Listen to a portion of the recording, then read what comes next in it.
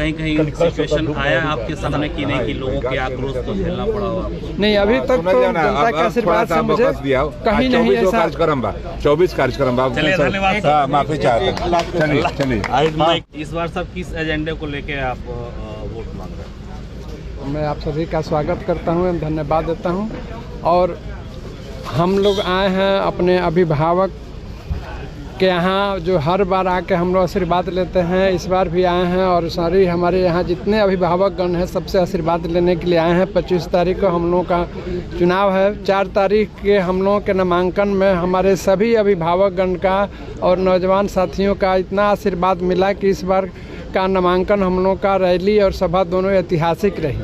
और पिछले 5 साल में मैंने जो गोपालगंज में काम किया है उसका रिपोर्ट कार्ड भी जारी किया है। अभी समय नहीं है, नहीं तो मैं आपको फिर डिटेल बताता। और अभी जो कुछ अधूरे काम पड़े हैं, हमारी जनता का, हमारे अभिभावकगण का, सबका आशीर्वाद हमें प्राप्त होता है तो पहले से दुगुने उत्साह के साथ मैं काम करूंगा। और गोपालगंज को मैं, जैसे हमारे परम आदरणीय प्रधानमंत्री जी चाहते हैं कि देश विकसित हो, भारत विकसित हो, हमारे परम आदरणीय माननीय मुख्यमंत्री जी का नारा है कि बिहार विकसित हो, उसी तरह मेरा सपना है गोपालगंज का कि गोपालगंज विकसित एक ज़िला बने।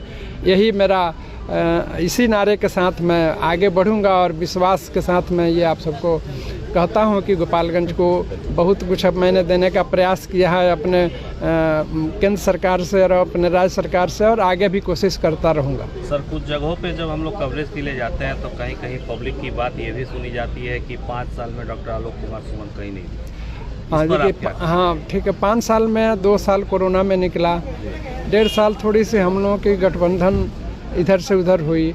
और मैं आपको बता दूं कि हम लोगों का जो संसद 4 बार चलता है पूरे साल में, और उस पूरे साल में 8 महीने केवल संसद में गुजर जाते हैं। उसके बाद 3-3 कमेटियां हैं। आपको गोपालगंज की जनता के नाते और हम लोग के सभी अभिभावक को ये गर्व होगा कि प्रधानमंत्री जी की एक कमेटी होती है जिस कमेटी में केवल 3 MP होते हैं। एक अभी उसमें मैं एक मेंबर हूँ, स्पेस एंड एटॉमिक एनर्जी, और 2 बाकी जो कमेटी है उसमें 31 मेंबर होते हैं। तो अब इतनी महत्वपूर्ण कमेटियां मिली हैं और हमारे प्रधानमंत्री जी की तरफ से इतना आशीर्वाद मिला है, तो उस कमेटी की मीटिंग में भी हमें हर 15 से 20 दिन पर जाना पड़ता है। समय, आप पूरे साल का समय मैं बहुत संक्षेप में आपको गिना दिया, इससे आप सोचेंगे कि कितना कम समय मिल पाता है। और जो भी समय यहाँ मिल पाता है मैं अपने क्षेत्र में रहता हूँ, जनता के लिए देता हूँ, जनता दरबार लगाता हूँ। उस सीमित समय में मैं कभी बैठा नहीं रहता। अब चूँकि हम लोग का ज़िला 135-40 किलोमीटर लंबा है, 30 लाख की आबादी है, तो हर जगह पहुंचना एक बार में, एक समय में संभव नहीं हो पाता। सर आपने रिपोर्ट कार्ड की बात कही कि रिपोर्ट कार्ड हमने जारी किया है।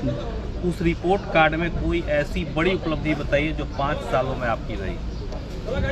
कई बड़ी उपलब्धियां हैं मेरी। सिर्फ एक बताएं। एयरपोर्ट को जो मृत प्राय पड़ा हुआ था उसको उड़ान योजना में शामिल कराया। उसकी ज़मीन की खोज की, ज़मीन का भी कहीं पता नहीं था, उसको खोज करने में, ज़मीन की खोज करने में 1.5 साल समय लगे तो वो ज़मीन मिली।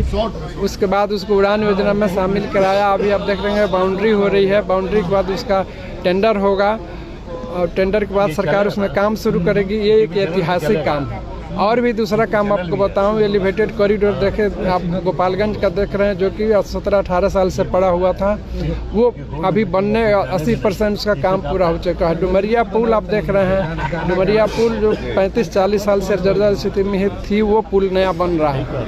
इसी तरह अनेकों काम है, मैं जो आपको गिना सकता हूँ लेकिन समय की कमी है। जो काम हो रहे हैं धरातल पर। अच्छा, आप चुनाव प्रचार के लिए लगातार घूम रहे हैं, क्षेत्र में लोगों से मिल भी रहे हैं, कहीं ऐसा बात है कि आलोक कुमार सुमन जी को दोबारा मौका मिला हुआ है और गोपालगंज की जनता चढ़ बढ़ के आलोक कुमार सुमन जी के साथ में है और इस बार इनको 4 लाख वोटों से विजयी बनाएगी।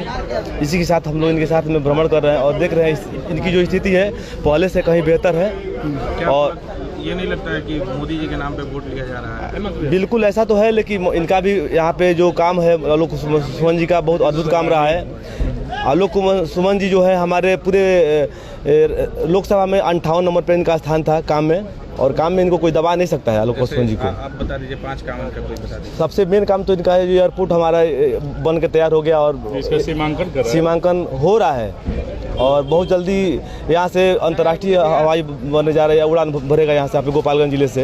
ये हमारे लिए ऐतिहासिक बात है। बहुत सारे यहाँ पे ओवरब्रिज बनवाए, एक्सप्रेस गाड़ियाँ, और पता है 28-29 जो गाड़ियाँ थी यहाँ पे थामे होके जा रही है दिल्ली के लिए। सबसे बड़ी हमारे गोपालगंज जिला में, इससे अधिक क्या हो सकता है मेरे लिए। हमारे विजयपुर प्रखंड में हो, चाहे कि सारे प्रखंड में 23 प्रखंड है, सारे प्रखंडों में इन्होंने साइकिल विकलांगों के लिए साइकिल मुहैया कराया है। ये हमारे लिए गर्व की बात है, जितने विकलांग थे उनके लिए। आलोक कुमार सुमन जी का आज आपके यहाँ आगमन था और यहाँ पे कार्यकर्ता मीटिंग थी, क्या बातें हुई, क्या किस तरह से एजेंडा बना? वही एजेंडा ये बना कि जो बीजेपी के लोग थे काफ़ी मात्रा में थे, इन लोगों का उत्साह कराना था और उत्साहित करना था। इसी के लिए विशेष तौर से बुलाया गया था, और जो है आश्वासन दिया भी लोग, साथ में नरदेव मांझी चाहे यहाँ के अध्यक्ष, मंडल अध्यक्ष, और हमारे पार्टी के भी अध्यक्ष जो है गोपालगंज जिले के संदीप गिरी भी थे, और माननीय विधान पार्षद गप्पू जी भी थे। सब लोग साथ था, और उन्होंने ये आश्वासन दिया कि आज से जो है इन लोगों को जो है भरपूर रूप से मदद किया जाएगा। खास करके मैं आप लोगों को भी धन्यवाद देता हूँ कि हमारे पत्रकार और हमारे बहुत नज़दीकी सूरज जी ने उनसे सवाल किया जिस बात का, उसके लिए मुझको बहुत खुशी है।